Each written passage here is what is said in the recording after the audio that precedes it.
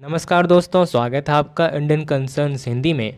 दोस्तों, जब से तालिबान ने अफ़गानिस्तान पर कब्जा किया है, उसी के बाद तालिबान के सपोर्ट में लगातार चाइना, रसिया और पाकिस्तान कुछ न कुछ बयान दिए जा रहे थे, जिसके बाद तालिबान को लगने लगा था कि यह तीन देश तालिबान के मेजर सपोर्टर्स हैं और यह हर हाल में तालिबान को सपोर्ट करेंगे। जिस समय सभी देश अफगानिस्तान से अपनी फॉरेन एम्बेसी और अपने सिटीजन्स को बाहर निकाल रहे थे, उसी समय रसिया, चाइना और पाकिस्तान ने कहा था कि अपनी फॉरेन एम्बेसी, लोकल रेजिडेंट्स को अफगानिस्तान से बाहर नहीं निकालेंगे। थोड़े ही दिनों बाद रसिया ने अपने फैसले को बदल दिया था और अपनी एक प्लेन भेजकर अपनी फॉरेन एम्बेसी और अपने लोकल रेजिडेंट्स को अफगानिस्तान से बाहर निकाल लिया था, जिसके बाद तालिबान को एक बड़ा झटका लगा था। उसी के बाद रसिया ने तालिबान को एक झटका फिर दे दिया है। आइए जानते हैं आखिर हुआ क्या है। तालिबान के ऑफिशियल स्पोक्सपर्सन जबीहुल्लाह मुजाहिद ने मंगलवार को यह कहा था कि तालिबान की अंतरिम सरकार का गठन हो चुका है, जिसके बाद तालिबान ने कैबिनेट मंत्रियों के नाम सामने लाए थे, जिसमें से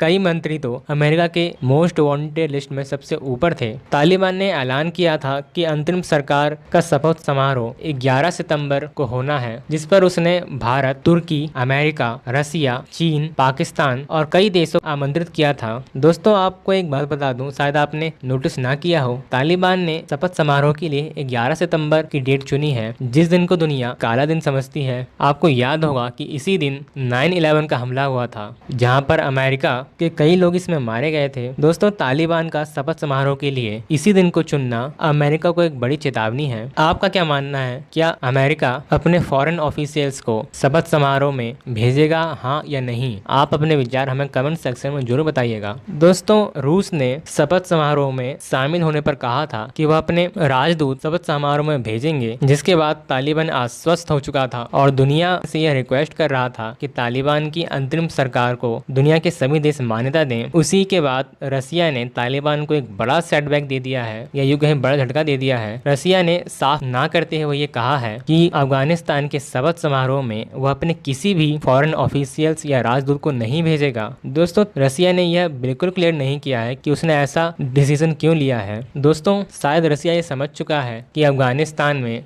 बनी इस नई कैबिनेट के मंत्री पद संभाल रहे कई तालिबानी और हक्कानी नेटवर्क के सदस्य रसिया के लिए भी एक बड़ा खतरा साबित हो सकते हैं, जो रसिया के पश्चिमी भाग में ड्रग सप्लाईज का एक बड़ा कारण है, जिसको रसिया लगातार काउंटर करने में लगा रहता है। दोस्तों, रसिया के इस दोहरे बयान या दोहरे रवैये पर आपका क्या मानना है? आप हमें अपने विचार जरूर बताएं। अगर आपने अभी तक हमारे चैनल इंडियन कंसर्न्स हिंदी को सब्सक्राइब नहीं किया है तो प्लीज सब्सक्राइब कर दीजिए, ताकि आप ऐसे ही अपडेट्स पा सकें। Thank you for watching. मिलते हैं नेक्स्ट एपिसोड में।